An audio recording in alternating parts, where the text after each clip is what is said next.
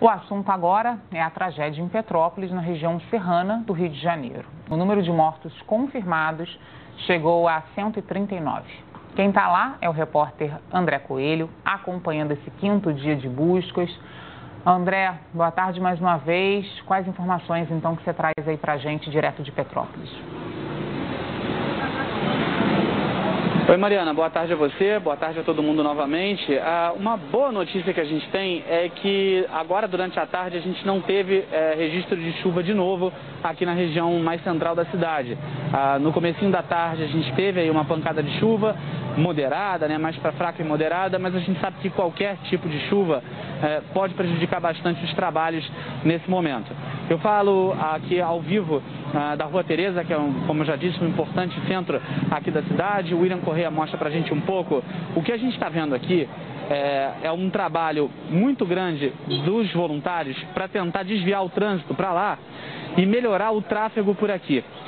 Esse é um problema que a gente tem observado em diversos pontos de Petrópolis. A gente tem pessoas precisando chegar com doações para os centros de apoio, para as famílias que estão precisando, mas o tráfego na cidade está muito difícil.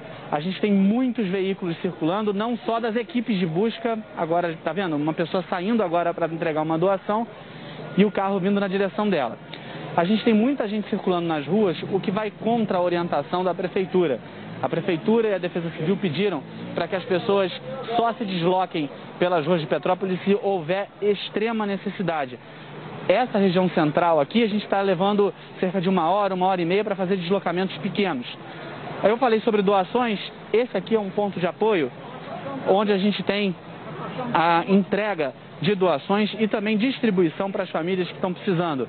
Os voluntários estão recebendo, estão organizando e ao longo do dia também acabam distribuindo para as famílias que tem muita gente que está sem comida e sem condição de abastecer suas casas, até porque, como eu disse, muitas lojas e boa parte do comércio não estão funcionando aqui em Petrópolis. Então esse é um ponto conhecido aqui da cidade, é um ponto de apoio à indústria de vestuário que é muito forte aqui nesse trecho da região serrana. Bem aqui na subida onde está esse carro do caminhão de bombeiros, aliás, esse carro de bombeiros, do Corpo de Bombeiros, o William Correia mostra pra gente que fica para cá a 24 de maio. 24 de maio é essa rua aqui do centro de Petrópolis que também sofreu bastante com esse grande deslizamento de terra. A gente sabe que essa área ainda não foi estabilizada e a parte superior de todo esse morro tem algumas rochas que também apresentam aí um certo perigo. Então, o que a gente tem observado ao longo de toda a tarde? As retroescavadeiras retirando boa parte da lama, do entulho aqui da parte de baixo, para que se possa liberar e estabilizar também a parte superior. Para isso, é importante, obviamente, que a gente falou, que esse trânsito esteja liberado para que os caminhões saiam daqui e possam levar esses escombros para outra região, permitindo, então, que se possa trabalhar melhor aqui e dando mais segurança para os moradores que ainda estão aqui. Ainda tem muita gente que está nessa região, apesar dessa área não estar completamente estabilizada. Para isso também é importante, né, por causa disso também é importante o monitoramento das questões climáticas. Uma nova chuva, uma nova tromba d'água pode prejudicar muito esse trabalho. Olha a quantidade de lama que a gente ainda tem aqui na parte de baixo. É quase da altura do trator que está ali fazendo a retirada, ou seja, ainda tem muita coisa para sair desse trecho. E, obviamente, isso exige ainda muito trabalho, situação que também não permite uma imediata retomada das atividades aqui em Petrópolis. Boa parte do comércio da cidade ainda está fechada, como eu falei. Muitos empresários, a gente passou mais cedo pela Rua do Imperador, a gente viu muita gente ainda precisando começar a limpar o seu comércio, sendo que a chuva foi na terça-feira à noite. Ou seja, por causa da falta de fornecimento de água nessa região, a gente teve aí essas lojas completamente fechadas e sem conseguir avaliar ainda o seu prejuízo. A gente sabe que o prejuízo material é muito importante para essas famílias. Centenas de pessoas perderam tudo aqui em Petrópolis. Muita gente perdeu aí seus entes queridos também. A gente já tem mais de 130 pessoas mortas nessa terrível tragédia aqui na região serrana. Hoje foi mais um dia de buscas intensas por vítimas em diversas regiões da cidade. a gente acompanhou também um pouco do drama do pai do Gabriel. Como eu já disse aqui, o Gabriel, ele é um jovem de 20 anos de idade que ele estava naqueles ônibus que afundaram no Rio Quintandinha na terça-feira e, segundo a família, ele não sabia nadar. Hoje o pai dele, como a gente já informou, colocou uma corda na cintura, desceu o rio sozinho e foi tentar encontrar o filho com as próprias mãos. O Guilherme Peixoto, ele acompanhou boa parte do trabalho de buscas hoje aqui na cidade e também esse drama da família do Gabriel. Vamos ouvir. Deus esteve nos orientando, Senhor, me dando direção, Senhor, para ir, Senhor, os locais certos. Qual o tamanho do amor e da força de um pai? A resposta é essa imagem, que se repete há 4 dias. Eu não estou vendo buscas, cara, pelo rio, cara. Eu sei que tem muitas pessoas que estão concentradas em áreas mais que caiu mais, tem mais mortes, tudo bem. Mas meu filho também está aí, né? Meu filho e várias outras pessoas, crianças. Entendeu? Eu não estou vendo buscas pelos rios. Eu estou rodando a cidade desde o primeiro dia que aconteceu isso, na terça-feira de noite. E até hoje não vi um bombeiro dentro desse rio. Aí agora conseguimos arrumar esse grupo e vão procurar achar o Gabriel. Nós temos que achar ele. Ele desce a margem do rio, procura e desaba. Mas continua incansável. O Gabriel é uma pessoa muito especial, uma criança especial. Uma criança que não tem como ficar sem ele. Eu só vi ele em cima do ônibus, caindo, o ônibus caindo. Essa imagem fica na minha cabeça dia e noite. Estudioso, trabalhador, amigo. Se você precisasse dele, podia contar com ele. Eu preciso encontrar muito ele, muito. Sem ele, eu não consigo viver sem ele.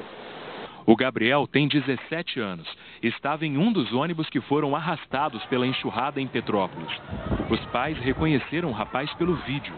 Ele sai pela janela, aparece no alto do ônibus, tentando se equilibrar e ajudar outras pessoas.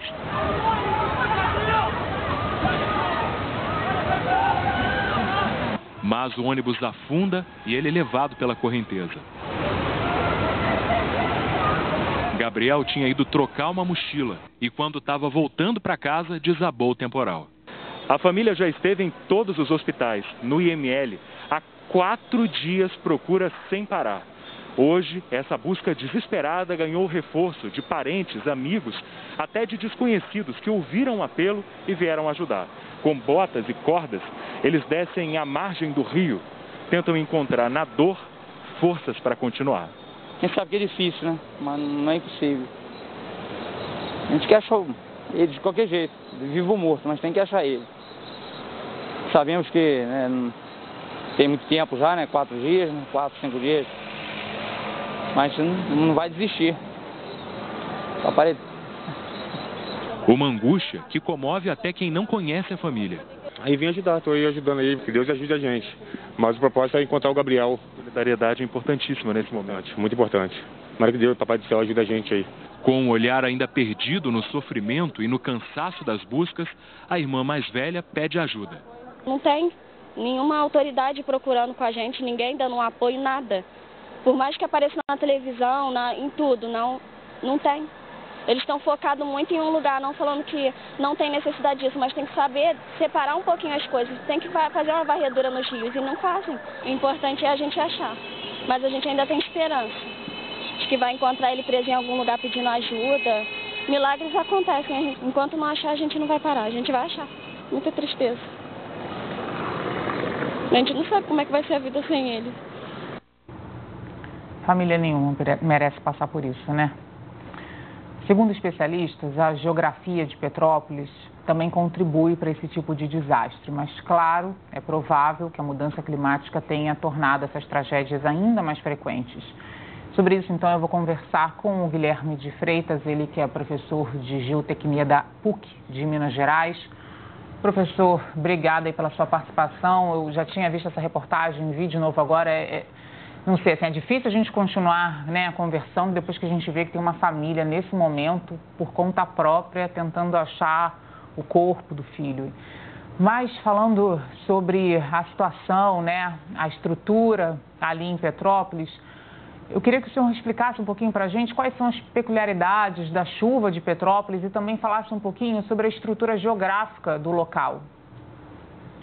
Boa tarde, Mariana. É uma honra estar aqui prestando esse serviço público para toda a nação, para toda a população. No primeiro momento, eu queria manifestar o meu sentimento de profunda consternação e de tristeza.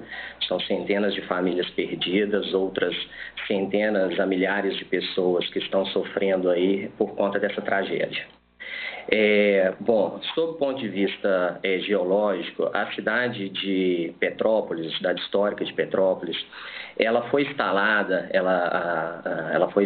num vale terrivelmente bastante fechado, um vale estreito de afluentes do rio Paraíba do Sul. Por exemplo, o rio Quitandinha, que foi mostrado na reportagem anterior, e também o rio Piabanha, que são dois pequenos afluentes aí do Paraíba do Sul. E as encostas dali da Serra do Mar, aonde está instalada a mancha urbana da cidade, onde ela foi desenvolvida, são encostas com uma declividade muito acentuada. E, sob o ponto de vista geológico, as rochas que afloram ali, os granitóides que afloram na região de Petrópolis, possuem uma pequena cobertura de solo de alteração e pouco solo transportado. Então, é um solo muito pouco espesso e o contato desse solo com a rocha, que está imediatamente embaixo, ele é muito curto, de pouca espessura.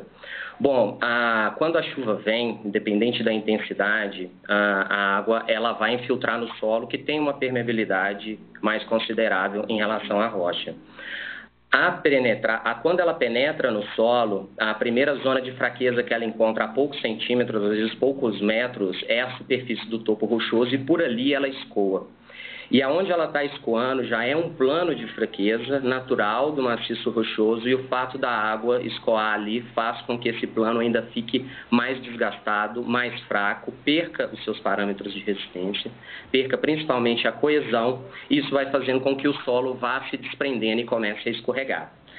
O fato das encostas serem muito inclinadas faz com que esse movimento seja muito rápido e de bastante energia. E, infelizmente, nesse evento agora, de fevereiro de 2022, aconteceu uma precipitação de um volume muito adensado na região de Petrópolis. Especialistas dizem que o volume foi, inclusive, superior daquele evento trágico que aconteceu em 2011. Então, a água desce com muita velocidade, causa muita erosão e aí inicia-se o fenômeno da enxurrada, que culmina no fenômeno da inundação, que é o que aconteceu ali, infelizmente, com a família do Gabriel, naqueles ônibus que foram levados na rua, próxima ao rio Quitandinha.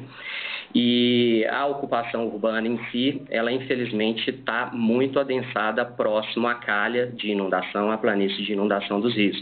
Então, é uma sequência de fatores, eles têm origem geológica, eles têm origem climática e têm a particularidade da posição geográfica que Petrópolis, infelizmente, está assentada. Agora, professor, uma curiosidade, né? A gente vê ali vários morros na região, a cidade toda é basicamente assim, mas em alguns a gente tem deslizamentos, em outros a gente não tem deslizamentos.